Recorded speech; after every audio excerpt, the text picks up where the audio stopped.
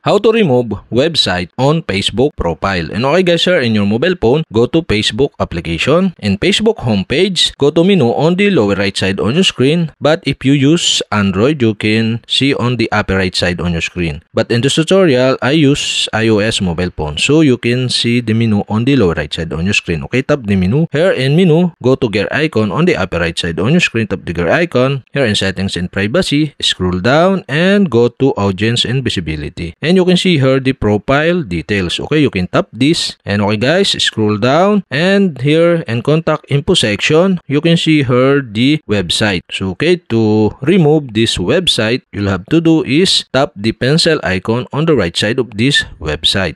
And after that, you can see here the website link. So okay, to remove this website, okay, you can see the remove button here and below of this website. Okay, to remove, tap the remove button and go back and tap the save change button on the pop-up to successfully remove the website on your Facebook profile. And okay guys, that's it. We have successfully removed website on Facebook profile. And okay guys, if you have a question, kindly comment below. And don't forget to hit the subscribe button and the bell to notify you if I have new video. Okay, thanks for watching.